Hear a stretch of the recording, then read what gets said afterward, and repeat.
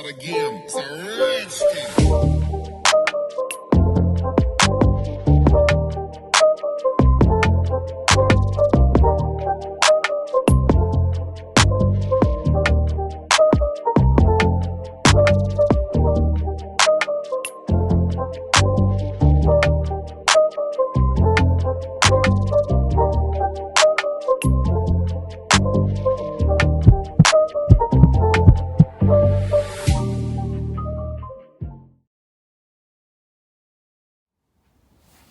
So, further down in my pregnancy, let's say when I was about 4 months, I started bleeding heavily. Yeah, about 4 months. I started bleeding heavily. I wasn't sure what was going on. I didn't have any pain or anything. I went to the bathroom and to pass urine, and I just had heavy bleeding. I would have included photos, but it's very graphic, so I don't want to. And so I told, the father that I was bleeding heavily, and he insisted that I go to get a checkup. It was late at night. I really wasn't interested in going to the hospital because I just didn't want to go. I figured whatever it was, I'll figure it out, or I would know by morning. I don't know. I just wasn't taking it seriously, but he wanted to go. So he came and got me. I felt weak though, because I felt like it was because I was losing a lot of blood. So I just wanted to lay down. And he came and got me, and we went to the hospital. And let me tell you, I waited an hour before I saw the nurse. And after that, I went into the nurse, and he said basically, well, he asked me to explain my symptoms. He asked if I had any pain or anything. I told him no. And he said, well, I guess it's just a miscarriage. You're probably miscarrying, but I'll go and see this guy next, because there was another guy. He was drunk, basically. Like, he literally was drunk. There was nothing else. He was drunk. He had a lot to drink. And he said he's going to see this guy and then, get us passed through. He said he'd want me to pass urine so he can run another test to make sure, it still says positive, etc., etc.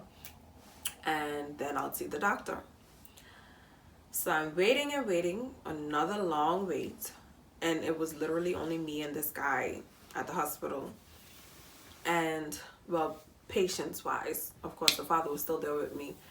And the doctor came out, and she said that she called his name, and I was there before him, for one. For two, you would think that my matter was more urgent, but I mean, who am I to say? I ain't no doctor. But she came and she called the guy, and I was annoyed, but I didn't say anything. But the father got upset, and he was like, we were here first, and she was like, it's based on the urgency, or she said how the level of triage or something. And he was like, okay, but we have 2 whole lives that we're wondering about, or making sure it's straight. And his parents himself said that he's drunk. So like, what is it that you're trying to tell me? She's like, oh, well, we'll have to go and see him first, etc., etc. So we didn't fight it anymore. He asked me if I wanted to stay. I told him no, and I went home. The next day though, I went to my private doctor, and she did an ultrasound. And when I say this child was jumping from one part of my gestational sac to the next, like bouncing, I've never seen a baby that active and perfectly fine, nothing wrong. She just said it had to be subchorionic bleeding, where I probably lifted something heavy, or I was doing too much, or some probably hit me in my stomach at some point, but nothing was out of place. My uterus was fine. Plus, I don't even know what she said, but everything else was fine. Nothing was wrong. I just had some heavy bleeding. So that lasted for about 2 to 3 days, and then that was it. Everything else was good. But now I'll go into like some differences, or comparing my pregnancy with this baby to the pregnancy with Rye. Where do I begin? So with Rye, I had morning sickness from the second I found out I was pregnant to, let's say, about 7 months in. Like majority of my pregnancy, I had morning sickness. In fact, I had all day sickness. I couldn't eat anything. I couldn't keep anything down. I did have an appetite. I still would eat, but I just knew that it would be coming right back up. I was sick with Rye, but this pregnancy here, I was sick during the first 2 to 3 months, and then after that, I was perfectly fine. I ate everything. I did everything. It was normal for me. And then I had my cravings. For Rye, I would crave elite food. I crave avocado with everything. I crave lobster. I crave just everything that I couldn't get every day, but I want. But this time I crave cereal. I literally just wanted some Fruit Loops or some corn pops, some Frosted Flakes. And then I craved sandwiches, ham and cheese sandwiches all the time.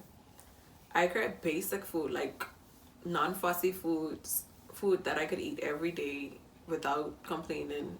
And I was in my element. I craved Milo, like just weird things, nothing out of the ordinary. And then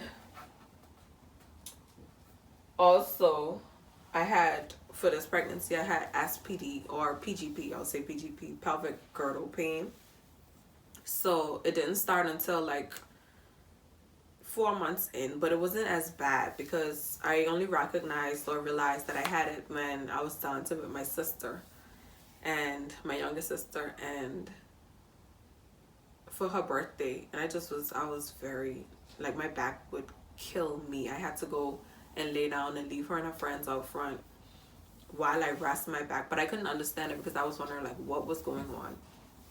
After that, now the next time it hit me, or like it really hit me, was when I came to the UK and I started walking more.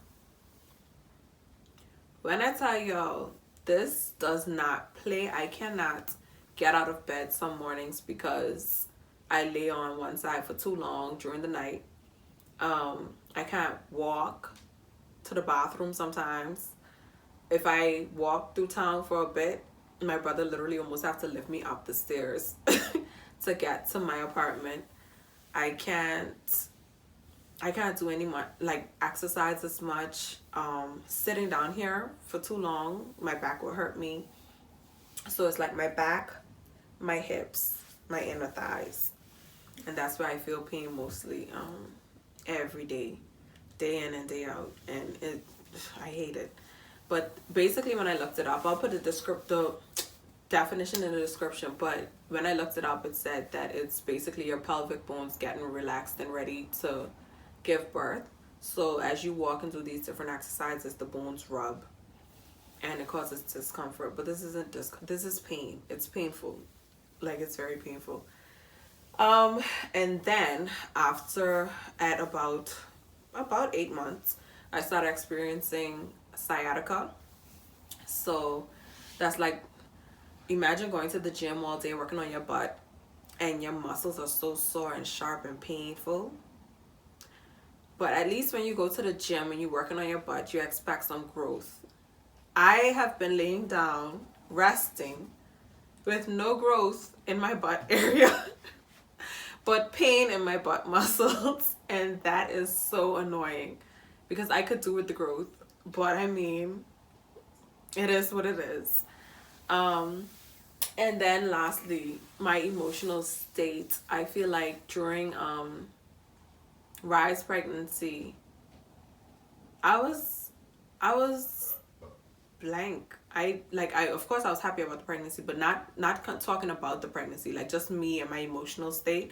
I was just blank. Like, I barely cried. Nothing affected me. I didn't care for anything. I didn't care about anybody really. I just didn't care. Like, only person that got under my skin was my brother. And he knows this. Like, I didn't want him around me at all. However, this pregnancy, I feel like I was obsessed with him. Like, we would be on the phone for hours before I even moved out here. just doing nothing. And then we came out here and I just always wanted to be around him. We didn't argue much at all. We didn't argue at all during the whole pregnancy. And I was more like in a crying state and, you know, sad, crying for everything. I mean, I had a toothache in my ear. Like, I couldn't hear through one ear. And I don't know if I thought I was going deaf, but I called him and he rushed over to my apartment like after 2 in the morning. And I was crying for one because he came. I was crying because I thought I was going to hear again. I was crying because the tooth was hurting. I don't even know why I was crying sometimes. But I was just emotional during this pregnancy. Like, very, very emotional. Everything affected me. I could watch a movie and be sitting down crying. It's just the small things. Like, I was crying for everything. But yeah, I don't know. But that's some of the major comparisons or like differences during this pregnancy. I guess we'll see what happens with the birth story. But yeah, and I felt like I got more attached or developed a stronger bond with my pregnancy after my 3D ultrasound. Because when I was home, I didn't do much ultrasounds. I didn't get any pictures or anything.